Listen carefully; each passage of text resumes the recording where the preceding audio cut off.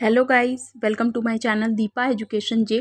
CTET 2023 की परीक्षाएं चल रही हैं और आज हम सीडीपी की एक बहुत ही इंपॉर्टेंट टॉपिक के बारे में चर्चा करेंगे। और ये जो टॉपिक है इससे 2 से 3 क्वेश्चन आपकी परीक्षा में बार बार आ रहा है। यानी 28 दिसंबर से जो परीक्षा स्टार्ट है और जो अभी तक चल रही हैं, फरवरी तक चलेंगी, उसमें जो अब तक परीक्षाएँ हो चुकी हैं उनके आधार पर ये बताया जा चुका है कि सीडीपी में एक ऐसा टॉपिक है जिससे पेपर में प्रश्न आ रहे हैं। ठीक है, तो सबसे पहले आज हम बात करेंगे जेंडर पर। जेंडर क्या है? तो देखिए, सबसे पहला तो आपका क्वेश्चन इसी से बन जा रहा है कि जेंडर क्या है। तो सामाजिक संरचना है। जेंडर क्या है? सामाजिक संरचना है। जबकि आपका अभी 9 तारीख को जो पेपर हुआ था उसमें पूछा था कि जेंडर क्या है, तो सामाजिक संरचना है, यानी सोशल स्ट्रक्चर है केवल। उसके अलावा अगर बात करें तो सेक्स भी पूछ रहा है कि सेक्स क्या है, तो सेक्स जो है वो बायोलॉजिकल स्ट्रक्चर है। ठीक है, जेंडर क्या है? समाज द्वारा बनाया हुआ है, यानी सामाजिक संरचना, और सेक्स बायोलॉजिकल या जैविकी संरचना है। ठीक है, अब हम बात करेंगे सबसे ज़्यादा जो इंपॉर्टेंट है, जिससे सबसे ज़्यादा आपके क्वेश्चन बन रहे हैं, वो है लिंग रूढ़िबद्धता। ठीक, यानी देखिए, आपके ये क्वेश्चन जो है आ रहे हैं, अक्सर कन्फ्यूज़न होता है, लेकिन हम आपको ये डिटेल में बता देते हैं कि लिंग रूढ़िबद्धता स्टीरियोटाइप क्या होता है।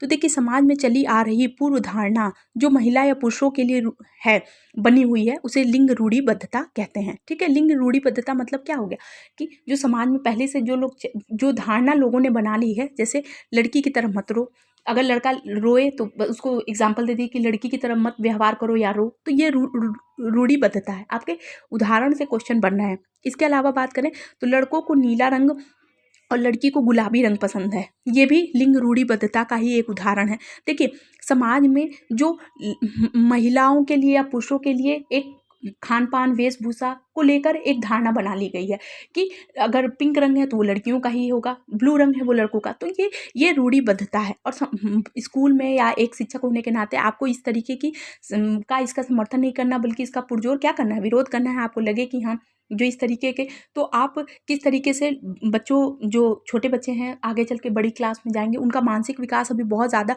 जब डेवलप होता है, तो आप इसके बारे में उन पर चर्चा करिए। तो देखिए, ये कुछ है जिनसे आपके क्वेश्चन परीक्षा में आ रहे हैं। तो आज के बाद से आपको इसमें कोई कन्फ्यूज़न नहीं होगा। यानी समाज में पहले से चली आ रही धारणा को, पूर्व धारणा को जो महिला और पुरुषों के लिए बना दिए गए हैं, वो हो गया हमारा लिंग रूढ़िबद्धता। अब हम बात करते हैं लिंग पक्षपात की। देखिए, माफ़ करिएगा, यहाँ पे पश्चात लिख दिया गया है, पक्षपात है, लिंग पक्षपात करना। ठीक है, तो देखिए, किसी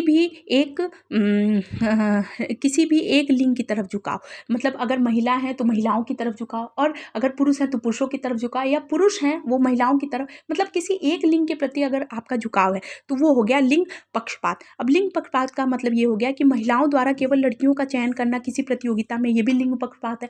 ये सिर्फ महिलाओं के लिए नहीं है, पुरुषों के लिए भी। जैसे पुरुष हैं, पुरुष शिक्षक हैं और वो क्लास में जाते हैं और मॉनिटर सिर्फ एक मेल पर्सन को बनाते हैं और सब मॉनिटर भी किसी एक मेल पर्सन को। तो किसी भी एक मॉनिटर जैसे एक छोटी जो एक जिम्मेदारी होती है, उसमें भी सिर्फ और सिर्फ लड़कों का भूमिका निभाना, या सिर्फ ये कह देना कि नहीं लड़के मैथ ही करेंगे और लड़कियां जो हैं सिर्फ होम साइंस लेंगी, ये तो रूढ़िबद्धता हो गई। लेकिन अगर आप सिर्फ ये कह दिए कि खेल के मैदान में सिर्फ आपने कह दिया कि नहीं, खेल के मैदान में सिर्फ लड़कियां जाएंगी, लड़के क्लास में बैठेंगे, तो किसी एक लिंग के प्रति आपका ज़्यादा झुकाव है और दूसरे, तो ये हो गया पक्षपात। यानी आप किसी एक लिंग के प्रति अगर पक्षपात कर रहे हैं तो वो लिंग पक्षपात हो गया। और आपका क्वेश्चन भी इसी से आता है कि अगर जैसे किसी एक महिला का सिर्फ और सिर्फ लड़कियों का चुनाव करना है, लड़कियों का प्रदर्शन को अच्छा कहना, ये क्या है? तो लिंग पक्षपात है। ठीक है, तो ध्यान रखिएगा, इससे भी आपके परीक्षा में क्वेश्चन बन रहा है।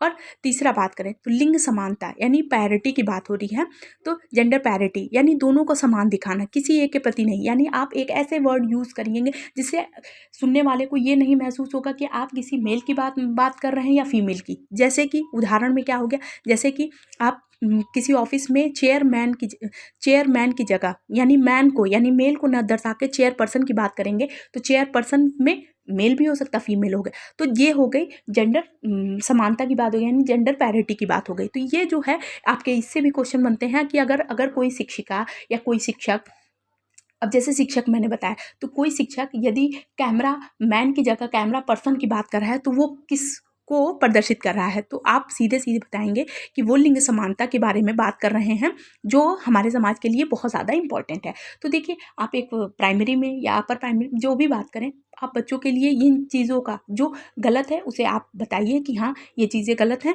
और जो जिसको आपको समाज में क्या करना है, चीज़ों को थोड़ा चेंज करना है, तो आप लिंग रूढ़िबद्धता, लिंग पक्षपात और लिंग समानता के बारे में बच्चों से चर्चा करेंगे। और उनके उनके मन में भी किसी तरह की कोई धारणा है तो उसको दूर करने के लिए, अब जैसे महिलाओं को क्या करता है, खाना बनाते हुए दिखाया और पुरुषों को बाहर काम करते हुए, उसकी जगह पर अगर आपको समानता की बात करनी है तो आप क्या करेंगे, तो आप दिखा देंगे कि महिला कंडक्टर जो है बस चला रही है या टिकट कट कर रही है, और जो पुरुष हैं वो घर में कुक कर रहे हैं। तो इससे पता जो बच्चों के मन में क्या होती है, जो धारणा बनी वो चेंज होती हैं।